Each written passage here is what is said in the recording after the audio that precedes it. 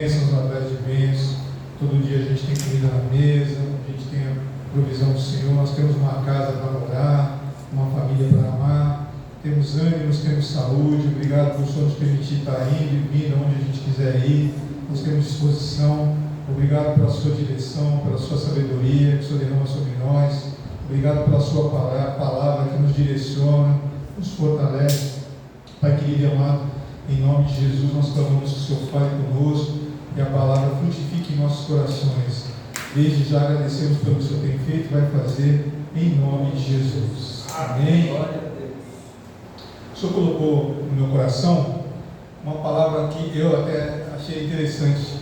É quando Deus fica em silêncio com a gente.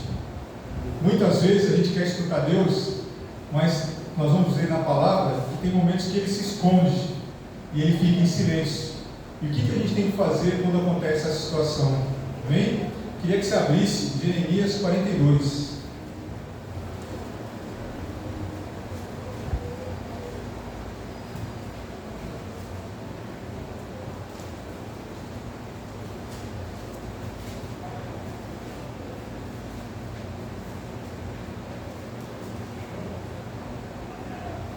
Jeremias 42, no versículo 5, o povo de Deus, eles estavam muito rebeldes. E eles foram pedir para Jeremias, que era o profeta, falar com Deus, para ver qual que seria a resposta de Deus. E está escrito, mas o povo já estava com o coração duro. Era mais para falar que eles estavam querendo escutar a vontade de Deus. Foram falar com Jeremias, está escrito aqui no Jeremias 42, versículo 5. Então eles disseram a Jeremias: seja o Senhor entre nós testemunha da verdade e fidelidade, se não fizermos conforme toda a palavra que te enviar a nós o Senhor teu Deus, seja ela boa ou seja má. A voz do Senhor nosso Deus, a quem te enviamos, obedeceremos para que nos suceda bem, obedecendo a voz do Senhor nosso Deus. Aí no versículo 7, eu vejo que Jeremias logo em seguida orou, né? Está escrito assim: e sucedeu que ao fim de 10 dias veio a palavra do Senhor a Jeremias. Quer dizer, ele fez uma oração, demorou 10 dias. Quer dizer, em 10 dias, Jeremias não tinha a palavra de Deus para falar com o povo, né? Só que aqui é um prazo pequeno, 10 dias, né? Se a gente for reparar, eu creio que a gente consegue segurar a onda 10 dias, né? Para esperar Deus falar com a gente. Mas e quando Deus demora meses, quando Deus demora anos? A palavra de Deus diz que Deus ficou em silêncio num período durante 400 anos, sem falar nada com ninguém. Ele não se revelou durante 400 anos. E imagine você estar esperando uma resposta do Senhor, né, e Deus ficar totalmente em silêncio. Mas a gente vê na própria palavra, por exemplo, Jó, não precisa abrir, eu falo para vocês aqui, se quiser ver, Jó 30, está escrito assim, Jó 30 no versículo 20, Jó em meio à sua aflição clama a ti, ó Deus, mas não me respondes, fique em pé, mas não me atentas. Jó estava reclamando que ele estava falando com Deus, aparentemente o Senhor Deus não estava respondendo para Jó. Aí a pergunta é: Deus se esconde? Será que Deus se esconde da gente? Se você for lembrar, Salmos 91 está escrito assim: aquele que habita no esconderijo do Altíssimo. Quem tem esconderijo é que se esconde. Concorda? Esconderijo é para quem se esconde. Aqui está falando aquele. E de quem que é esse esconderijo? Do Altíssimo. Aquele se esconde no esconderijo do Altíssimo. Agora, por que Deus se esconde? Né? A pergunta que a gente tem que fazer é por quê? Se ele fala através do próprio profeta Jeremias 33:3, clama a mim e eu te responderei. Mas não significa que vai ser no nosso tempo, vai ser no tempo dele, né? Agora, por que ele se esconde? Porque ele é um espírito. Deus é espírito. Ele está numa outra dimensão. Ele está na dimensão espiritual. Quer dizer, ele está no reino invisível, né? Nós estamos no reino natural. Então, já pela própria natureza dele, ele já se esconde, porque ele já não está à mostra para todos aqueles. Ele é um espírito. A gente não tem uma visão espiritual aberta, né? Poucos têm a visão espiritual aberta, mas ele, pela natureza dele, ele já se esconde.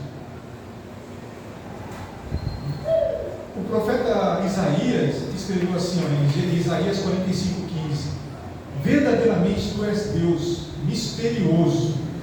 A palavra misterioso em hebraico é uma palavra que significa aquele que se esconde, aquele que se oculta.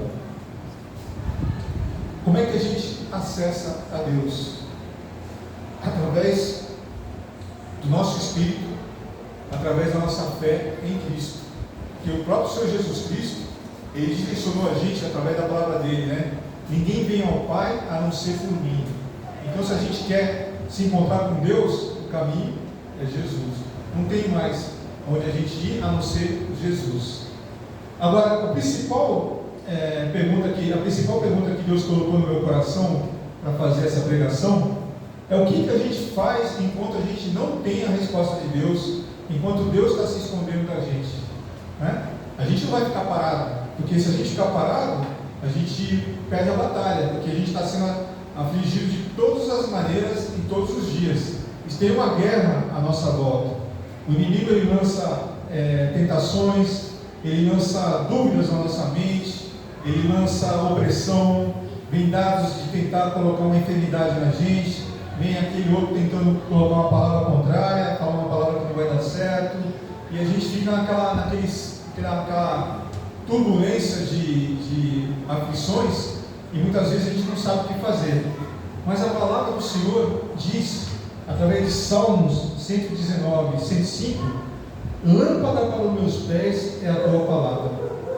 Então, o que a gente tem que fazer quando Deus não está se manifestando de uma outra maneira para a gente sabe quando Deus fala através de um sonho, Deus fala através de um profeta, Deus fala através de uma visão, é seguir a palavra, porque Ele fala também pela palavra.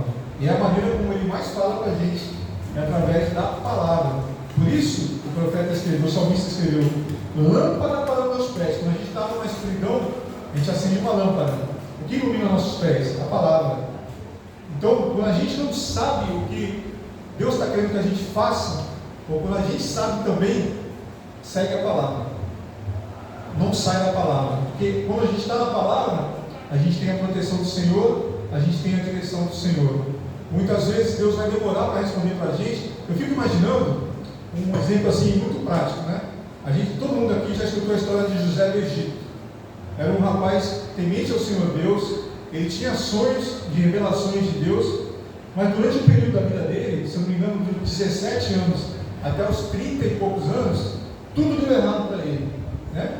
Ele foi vendido como escravo, traído pelos irmãos, né? Quem mais ele amava, traíram ele. Foi vendido como escravo. No lugar onde ele estava, a mulher do chefe dele tentou seduzir ele, mentiu, ele acabou preso. Se você for reparar, ele pode muitas vezes ter perguntado, mas Senhor, eu estou fazendo tudo certo, por que está acontecendo tanta coisa ruim na minha vida, né? A gente não sabe aquilo que Deus pensa, aquilo que Deus planeja, a gente não sabe os caminhos do Senhor, mas até os momentos de aflição tem o controle de Deus. Porque Deus, ele não perde controle em nenhum segundo sobre nada, em nenhum momento, em nenhum lugar. Deus tem o controle de tudo, sobre todos, porque Ele é o Todo-Poderoso. Ninguém consegue tirar o poder de Deus. Em todo tempo, se a gente está passando por aflições, Deus continua no controle. Em todo tempo, se a gente não está conseguindo falar com Deus, Deus continua no controle. Se você for ver a história de Jó no começo, quando ele começa a passar por aquela tragédia de perder todos os filhos no mesmo dia, perdeu a saúde, perdeu as finanças, perdeu a casa, ele começa a tentar entender. Se você for ler o livro de Jó, ele começa a perguntar para Deus, mas Senhor, por que eu estou passando isso? O que está acontecendo? Deus em silêncio. E os amigos que estavam à volta dele falam, não, mas você fez alguma coisa. Não, imagina, Deus só faz isso com quem peca. E ele estava reto, não tinha nenhum pecado. A gente sabe que foi uma permissão de Deus para o inimigo fazer tudo aquilo na vida de Jó. E Jó tentando entender, perguntava para Deus, mas Senhor, me responde e tal. E Deus em silêncio. Senhor, eu não quero entender e tal. Tem uma hora que Jó desiste de tentar entender. Ele fala, sabe, a vida de Deus, Ele me deu, Ele me tira, o que Ele fizer é bom, né? No começo ele começa a se lamentar de ter nascido, mas tem uma hora que Porque ele desiste de tentar entender. Porque os planos de Deus são maiores que os nossos. Deus vê coisa que a gente não vê. A gente nunca vai conseguir igualar o nosso entendimento com o de Deus. Então tem muitas vezes que a gente está sendo afligido, a gente não tem discernimento, a gente fica fraco, a gente quer escutar a palavra do Senhor, mas Deus fica em silêncio. Por quê? Ele quer que a gente tenha a maturidade de seguir a palavra dele, mesmo quando estiver em silêncio, porque ele sabe que a palavra dele nunca falha, ele é fiel à palavra dele, ele já falou, já determinou várias ações que a gente tem que fazer para ser feliz, para ser vitorioso. Se a gente meditar na palavra, se a gente praticar a palavra, a gente tem a resposta de Deus, a gente tem a vitória de Deus nas nossas vidas. José, ele é se você for ver, ele é uma ilustração de Jesus. Ele foi traído pelos irmãos, né? Jesus foi traído por Judas, né? José teve que sofrer primeiro para depois salvar a família dele toda. Aquilo que o Senhor Jesus Cristo passou na cruz, ele sofreu primeiro para depois salvar a humanidade, né? Então ele é uma prefiguração do sacrifício do Senhor Jesus Cristo. Inclusive até a idade, parece que quando ele parou de sofrer foi quando, se não me engano, aos 33 anos. Foi quando Jesus, né, morreu na cruz e depois foi exaltado, né? Então, primeira coisa que a gente tem que ter, Deus fala, não mãe, obrigado, fica tranquilo, mãe, fica em paz, né? Mãe, senta aqui. Não, depois obrigado. Primeira coisa que a gente tem que saber, então, lâmpada para os meus pés é a tua palavra, é seguir a palavra. Segunda coisa, obrigado, pastor. Vou beber só um pouquinho da água. Obrigada.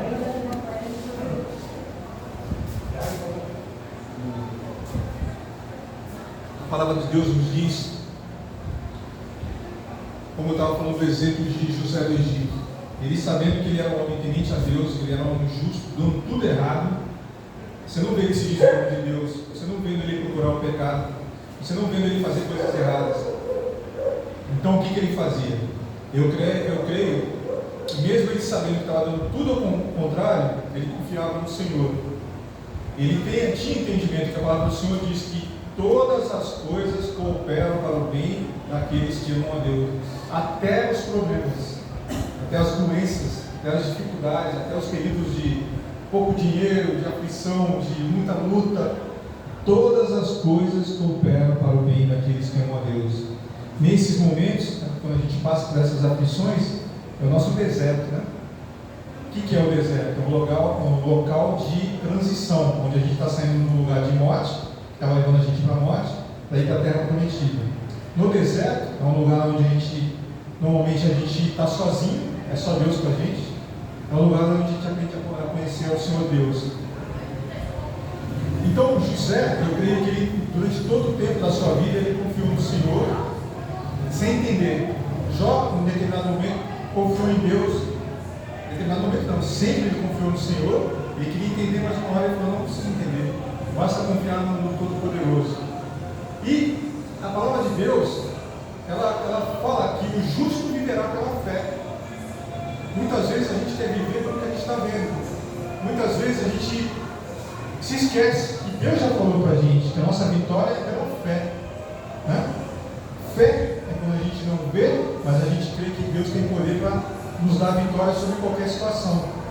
A gente não está vendo nada, ou normalmente a gente vê tudo ao contrário daquilo que você tem planejado, daquilo que você tem orado, mas você fica falando assim: ué, mas eu estou orando por isso, mas está tudo ao contrário. O que está acontecendo? A gente está vivendo aquilo que Deus falou. Você vai ter vitória pela fé, não por vista. Quando a gente abre o livro de Hebreus, no capítulo 11, a gente vê um monte de pessoas, homens e mulheres de Deus, que permaneceram na fé, independente das circunstâncias, e foram vitoriosos. Deus falou com Noé para ele construir a arca numa época que não chovia. Noé obedeceu. A palavra de Deus diz que parece que demorou 100 anos, né, para ele concluir a construção da arca.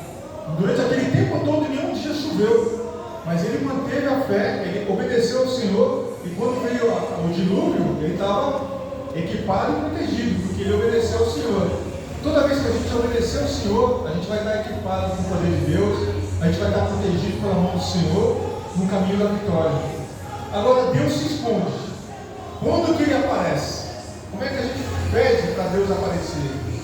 Se você quiser, se você está em Jeremias, volta um pouquinho, vai no capítulo 28, para a gente ver como Deus aparece para a gente, como Ele se deixa achar.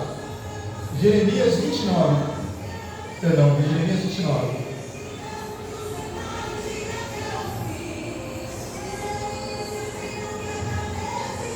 Jeremias 29 está escrito assim, ó, no versículo 12: Então me invocareis e ireis e orareis a mim, e eu vos ouvirei, e buscar-me-ei e me achareis quando me buscardes de todo o vosso coração. Quer dizer que Deus já deu a direção. Nós vamos orar, buscar a Deus. Quando que a gente vai achar Deus? Quando a gente buscar Ele com o nosso todo o coração. Essa é a maneira como Deus quer que a gente busque e encontre Ele. Então, queridos, até aqui a palavra do Senhor me colocou no meu coração, para que a gente continue confiando no Senhor, mesmo em momentos de silêncio de Deus, porque Ele já determinou a nossa vitória. Para a gente poder usufruir da vitória de Deus, é permanecer na palavra, obedecer ao Senhor, e para a gente encontrar a revelação de Deus, é orar e buscar Ele com todo o coração. Essa palavra que o Senhor colocou no meu coração, espero que essa palavra abençoe todos nós em nome de Jesus. Amém?